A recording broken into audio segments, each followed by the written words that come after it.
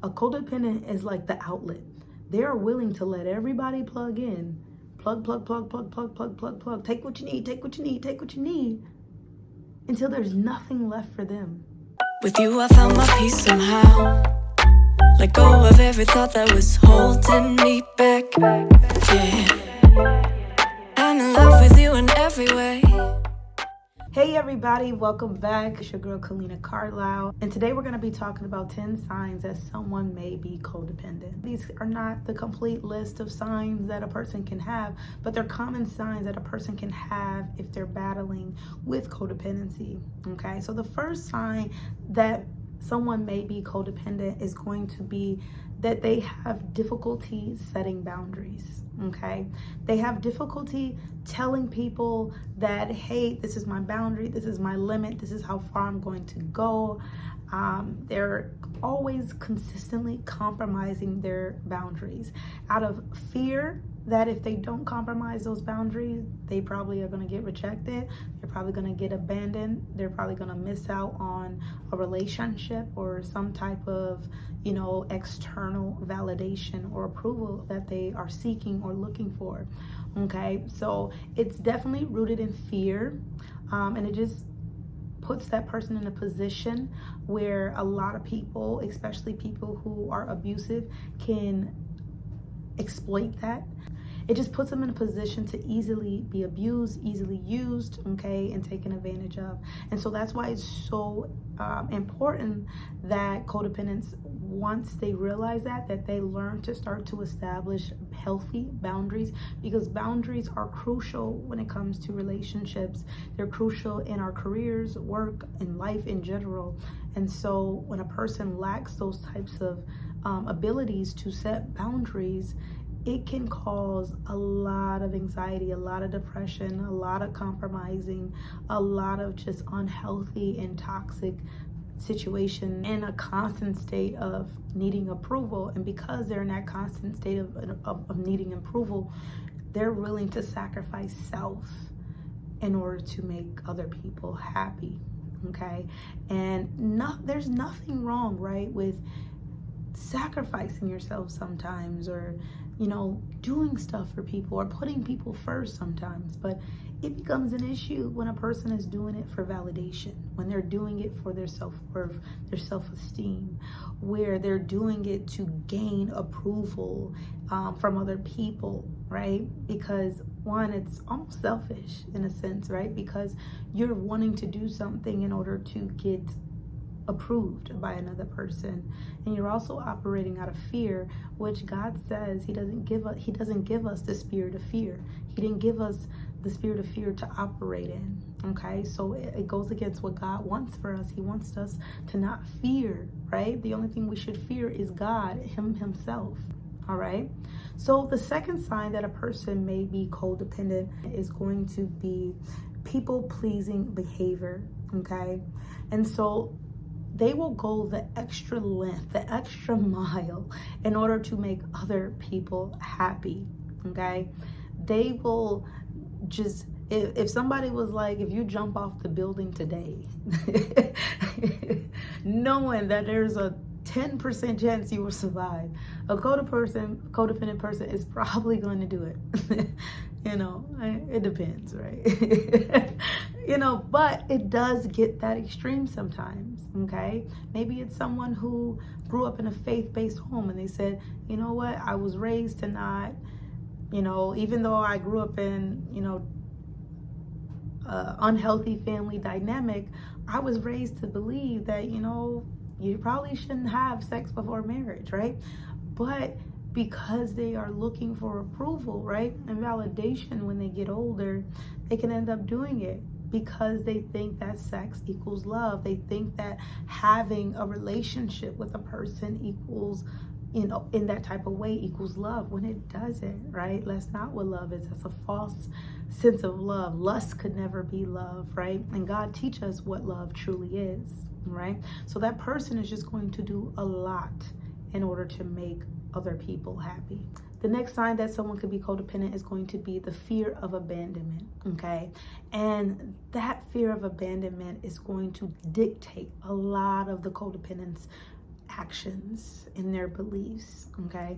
So again, that person may have grew up in a situation where a caregiver was not in the home. Maybe their father abandoned them, their mother abandoned them, or both abandoned them, right? They were somehow neglected. And so they grow up afraid in the fear of being abandoned, okay?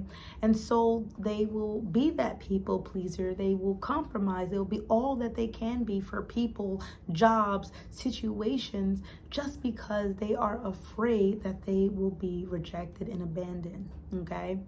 And when somebody is operating in the fear of abandonment or in the spirit of abandonment, the spirit of rejection, they're not going to ever truly show up as their true self, and they're not ever going to fulfill their true potential or walk in the calling that God has for them, because everything, their identity, everything is going to be rooted in finding approval, in belonging, okay? Belonging to the world, right? That false belief that they are only valuable, that they are only important if they are connected to other people, regardless if they're unhealthy or toxic, okay? And that doesn't mean we don't need to be connected in fellowship with people, right? But we need to be connected in fellowshipping with the right type of people, people that are healthy, okay? People that are going to, help build us up, and we're going to help build them up, and we're going to, have healthy communication, healthy relationship dynamics, right? Not people who are going to abuse, use, and destroy, all right? Not the enemy type relationships that he wants us to be in. It will keep that person in a relationship longer than what they need to. It will keep them at a job longer than what they need to be at a job, because they don't want to feel rejection. They don't want to let go. And they don't want other people to feel abandoned or rejected, right? So that's why they will stay with that abusive man or that abusive woman or that toxic person, or stay in that toxic job with that toxic boss or narcissistic boss, right? They will do that and do it for years, because they don't want to disappoint that person, or they don't want to abandon that person, right? Because codependents have a knack of going after people who need help. And this is because of the fact that when they were younger, they grew up in a household where someone had a problem and someone had an issue. And so they had to somehow be like a caregiver in those situations. They had to take care of the adult, take care of the problem, in some shape or form, or they had to take care of themselves because the caregiver wasn't there, right? So they adopted this desire or this attraction to people who have issues, people who have problems, or people who need to be caretaken of or fixed, right? They are attracted to people who they eventually start to enable their toxic behavior. So a codependent person is probably going to be extremely clingy to people in other relationships because of that fear of abandonment or that fear of rejection. They're going to be super just kind of stuck in, you've probably, if you're codependent. So a codependent person can come off as very clingy in relationships because they fear abandonment, they fear rejection, and they get a lot of that validation from being in a relationship. They're almost like love addicts, right? They're addicted to having love, addicted to being involved in relationships because it gives them worth, it gives them identity. Okay, and that pushes us into the next sign that someone is a codependent, and that's the lack of identity. Okay, the lack of identity is just basically not truly knowing who they are, not knowing who their true self is. Okay, no identity in God. That's where the true foundation and where it should come from. Their identity is rooted in their relationships and who they're with. That's why it's very difficult for codependent people to be alone, okay, to not be in a relationship with someone, because it's almost debilitating to be alone, to not be with someone, because it doesn't validate them. Now they feel like they're that person that, that they learned about in childhood that is useless, that is unlovable, that is not enough, right? It reinforces that when they are alone. And so while as a codependent goes through recovery, it's going to be crucial for them to learn to be alone. It's going to be crucial for them to learn that, just because you're not in a relationship or, you don't have, a connection with someone does not mean that your worth is not there. Does not mean that you're not valuable, because that is the complete opposite. You are valuable. You are worth something. You're worthy without doing and being everything for another person. Okay, you are worthy, you are deserving of love, right? Just because the fact that you're alive, because you are a human. Okay, and so that is going to be key for codependents to learn, is that your value is not rooted in relationships. It's not rooted in who you're dating. Okay, this is why you'll see a lot of codependent people go from relationship to relationship, or they're never able to just go through a season of singleness. Okay, or they can't always have people around them because it destroys them. They feel that pain that they once felt before in their childhood. They feel that loneliness, right? That loneliness is what drives a codependent person extremely crazy. Okay, and we kind of talked about that even with narcissism, because narcissists also experience the same type of upbringing. Okay, that's what makes the narcissist and the codependent such an attractive and magnetic relationship, right? Because one, the narcissist on one end is the person who's going to be the abuser, the user, the one that wants to get praise and approval, and they want someone to bow down and worship them and do everything for them, right? Whereas the codependent is like, I want to be everything and anything to a person. I want to worship a person. I want to take care of a person. I want to solely focus on another individual, and I want to make them happy, right? You see it? Like the opposite attract, right? One wants love, the other wants praise and approval. The other one wants to give the praise and approval. Okay, and that's how a lot of codependents end up in relationships with narcissists. They end up in these relationships where a narcissist is able to give them the bare minimum breadcrumbs, a little here, a little there, and they are satisfied with it, right? And truly they're not, right? Truly you're not, as a codependent. You're not satisfied with the person who's emotionally unavailable, the person who sometimes is there, sometimes is loving, sometimes is not, sometimes is great, and the next time they're hitting you, they're abusing you, they're cheating on you, they're doing all these things to you that are hurtful, right? But because you're afraid to leave the relationship, you're afraid of rejection, you're afraid to allow another person to experience rejection or abandonment, you stay. And because you have a lack of self-worth and self-love, you stay. Okay, and a narcissist knows that. That's why they have a certain supply that they like to go after. They like to go after women or men who have low self-worth, low self-esteem, men or women who are easily taken advantage of. And that's why it's going to be so important for you as a codependent person is to start to work on your identity, start to work on your self-worth and your self-esteem, so that you don't fall victim to these types of people. Because there are a lot of people out there, not in just romantic relationships, but in family relationships, friend relationships, in bosses. Okay, bosses can be narcissistic, and they will take advantage of the yes man. They will take advantage of that worker that will do anything and everything.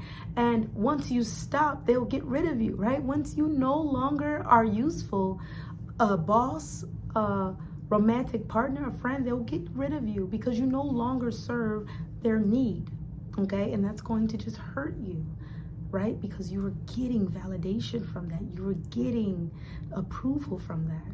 Okay, so the next sign that someone may be codependent is going to be just having control issues. Now, hear me out when I say control issues. A lot of people, especially my clients, when they were going through my Healing Codependency course, were like, I'm not controlling, people control me. Now, hear me out, okay? Yes, a codependent can be controlling. Probably not in the way that a narcissist or someone who's abusive shows up and be controlling, right?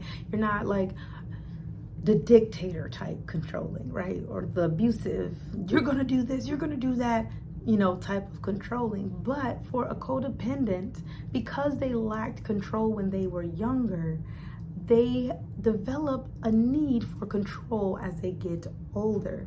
Okay, and so they may grow up with this desire to control situations, control relationships, manipulate relationships, and manipulate situations in order to get the approval or validation that they need. Okay, so a codependent person may think in their hearts that they're coming from a place of love or a place of actual care, which they are, right? Codependents can have a really huge heart, but they can be just as manipulative and controlling as an abusive person. Okay, and so the way that a codependent person will show up with manipulation, it could be a situation where maybe someone is wanting to end a relationship with them, or something bad is happening in a relationship, and so the codependent will then do something, right?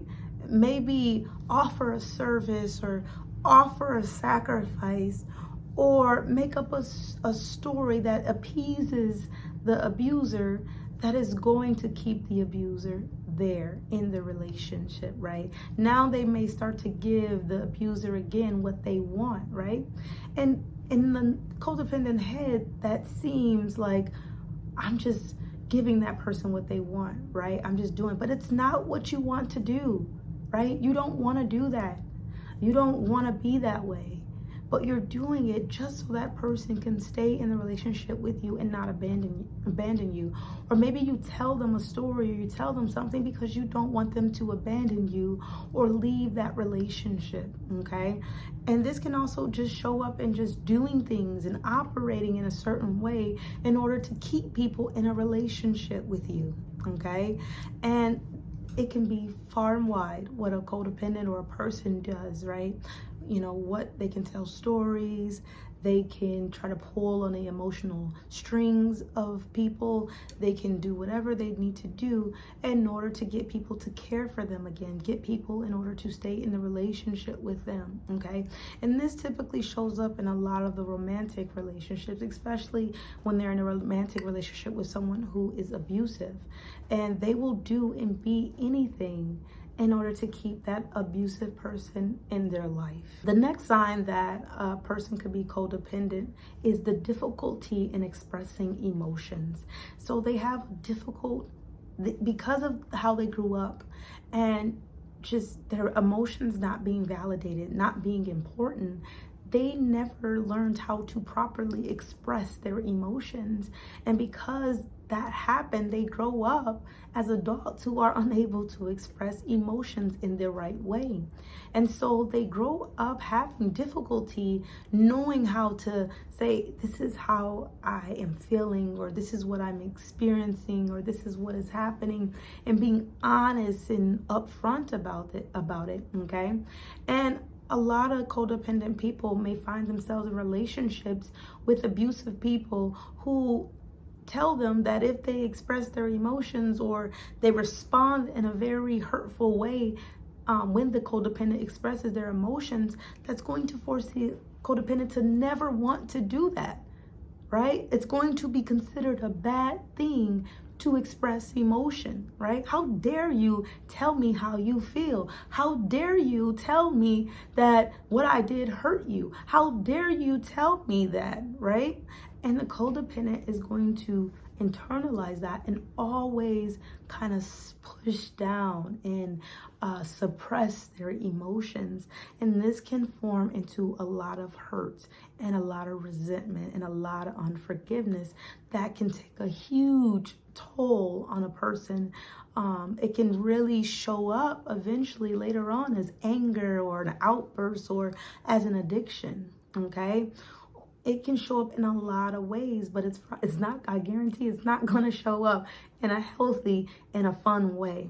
Again, that person just becomes someone who always suppresses and never tries to, engage in conflict. They're afraid of conflict. If I share my feelings or my emotions, then there's going to be issues, there's going to be conflict, and they would rather just go and suppress it for the rest of their lives instead of being in conflict. The next sign that someone may be codependent is the enabling of behavior, okay?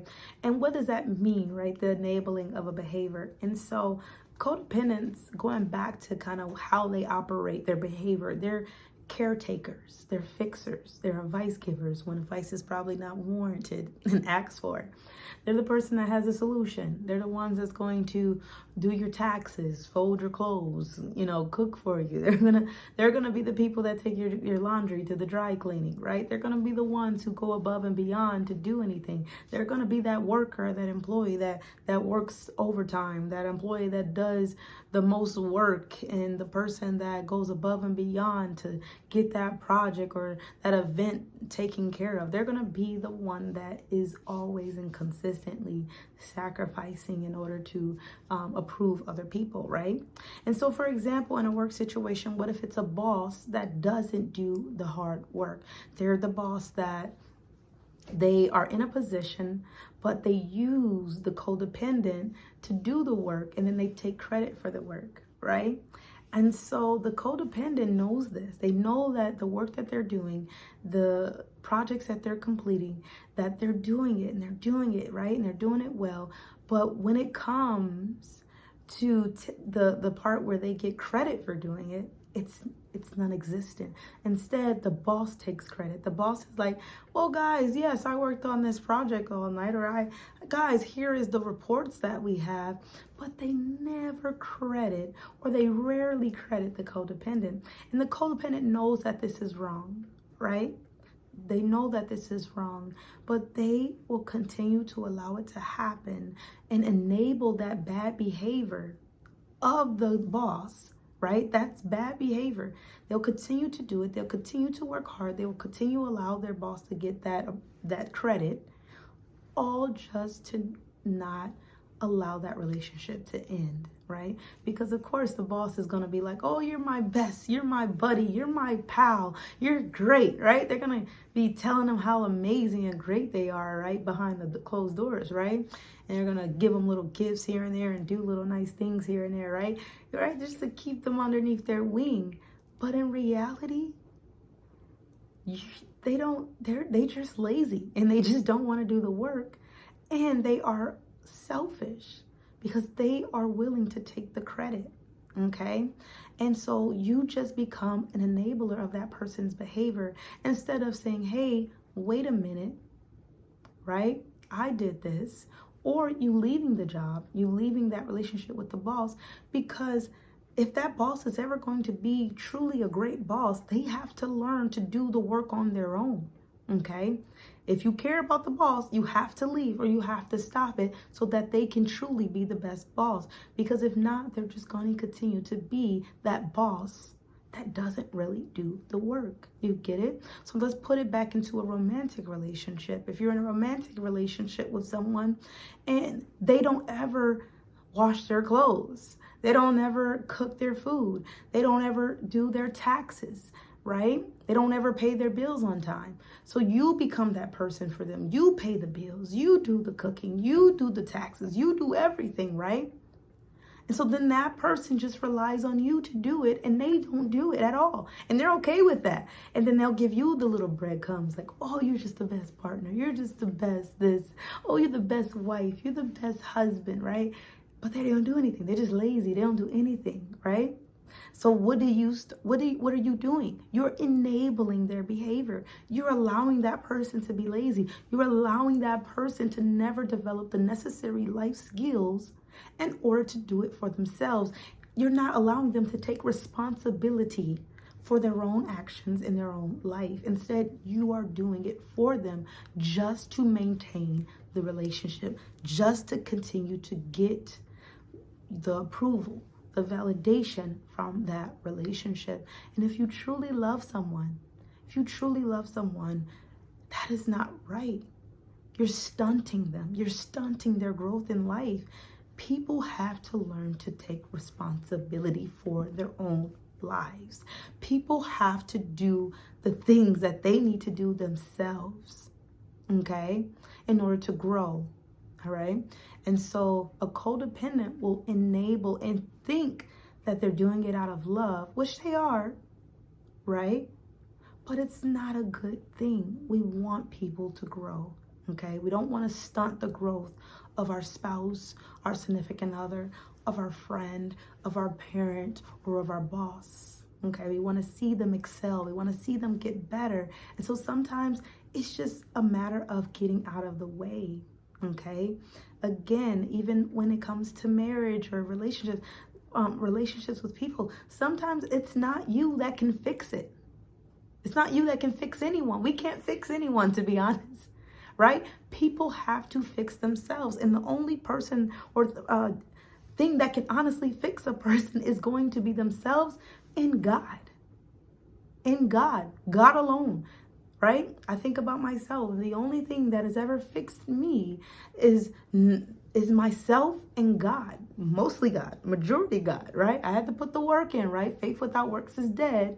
But it was God, right? And it was me taking responsibility for my own life and saying, hey, you want to be this type of woman, you want to be at this level of maturity, then you have to take responsibility, okay? And that is going to be the same with people in your life. Okay, so the next sign that someone may be codependent is going to be a lack of personal self-care, right? Just a neglect of themselves. They are neglecting their personal needs, right? They're not taking care of their errands and their stress management. They're not taking a break, they're not going on a vacation. They're working overtime. They're always working for that boss. They're always working for that business, that organization. They're never taking the PTO. They're never doing anything but working and working and working. They are never allowing themselves a day at the spa. They're never allowing themselves to just focus on their taxes for the day, right? They're not focusing on even things maybe with their hygiene. They're not getting the therapy. They're not getting the help. They're just focused on other people's problems and other people's situations that they start to neglect themselves. And this often leads to burnout. It leads to a drained individual, right? An empty glass, okay? A person that is unable to pour out anymore. They become like a drained battery, right? Or a drained outlet. Think of in a sense of a drained outlet in the wall, okay? A codependent is like the outlet. They are willing to let everybody plug in. Plug. Take what you need, until there's nothing left for them. Nothing left for them. And they're unable to recharge because they're not connected to any source that is giving them energy. A wall outlet is connected to the energy. It's connected to a source that's going to recharge, that's going to continue to allow power to run through it, right? But a codependent is not going to be plugged into anything, especially if they're not plugged into God, they're not plugged into faith, which they're probably not because they're in a people-pleasing mindset or they're in a place where they're lacking identity, okay? And when you don't have a power source to recharge, you're going to eventually crash, blow up, burn out, okay? And then you're not going to be good to anyone. You're not going to be good to the people you want to be helpful to, and you're not going to be good to yourself, okay? So that is definitely going to be key in recovery, is learning how do I plug in myself instead of always being the plug. Where does my power source come from? And that power source for me is God. That's who I plug into. And it's also important to me to do self-care, to take time, to take that day off now, to actually go on the vacation, to be okay and say, you know what, I can't do that. I can't make that event. I can't do that, right? It becomes something that you have to do in order to recharge and to be able to connect into the proper power source, okay? You cannot be everything and anything to people without taking care of yourself. So even as a codependent, maybe you are thinking like, I do want to help people still. I do want to be the person that is there for everyone. Then you have to recharge. You have to think about yourself. You have to start to take time for self-care. You have to find the power source that is going to help you to be able to be that, because you cannot do it, right? Even God could not do it. God had to rest. Jesus had to rest. Okay, so why would we ever think that we are greater than him and that we can continue to go and go and go and not rest? We must rest. The last and final sign that a person may be codependent is going to be the dependency on others for their happiness. They depend on other people to find fulfillment, joy, okay? They cannot find it in themselves. So making other people happy, bringing other people joy, is what brings them joy. If people are not happy, they are not happy. If people are upset with them, they are upset with themselves. Okay, it's a cycle. A codependent person is always looking to make other people joyful and happy. And if they can do that, then they are happy. But if they can't, then they are not happy. That is why codependents can also need a lot of reassurance, a lot of like checking in, like, do you love me? Do you love me? Right? Like, I just want to know, right? Because people are not going to show up happy every day, right? That's physically impossible. Like, some days you tired, some days you didn't sleep well, some days you on your you know, it's that time of the month, some days somebody upset you, like nobody's gonna show up, right? And I'm happy all the time. And so a codependent person may see someone show up not happy and take it and personalize it. It becomes personal, right? It's like, oh, that person's not happy, or that person is looking upset. It's something I did. Something I did. Sorry, but it's probably not. 99% of the chance it's not. That person is probably not even upset. That person just probably has a straight face on. Maybe that person is just thinking, right? And so that's why it becomes an issue, okay? Because it can also push other people away, because other people feel like they constantly have to explain why they are not smiling or why they're not feeling happy, and they have to tell you like it has nothing to do with you, right? That can be draining, especially in a romantic relationship, okay? And it can also be straining to always have to show up and be like a happy person and like constantly validate someone on a consistent basis, okay? It can push people away. And for the codependent, that is just, you will never be happy living like that, because happiness is not something you can gain from people. Happiness has to come from within. Happiness has to come from internal sources. It cannot come from the world, okay? Joy, peace, all that comes from the Lord. That comes from inside. That's not something you can get from people and people around you. People that say you're always going to be happy in your marriage, that's not true. You're not always going to be happy in your marriage. There's going to be some days you wake up and you're going to want a box. There's some days you're going to wake up and you're going to be like, man, yeah, I almost got my shovel out today and went six feet deep. No, just kidding, right? Like you're not always going to be happy, okay? It's just a matter of life, right? But the happiness in those moments that you're not happy in your marriage or whatever, it has to come from internal. It has to come from God. You got to go to God. You got to go to, those internal sources, okay? In order to, source that happiness, okay? Marriage takes work. Life takes work, okay? And if you operate in a way where you're always a pleaser of men, you're always looking for the world for validation, you're always looking to the world for happiness and peace, you're never going to get it. It's never going to be there, especially consistently. You're just going to get probably little bursts and pieces of things that's not realistic and not foundational. It's not a true foundation. So it's important for a codependent to start to work on a foundation, okay?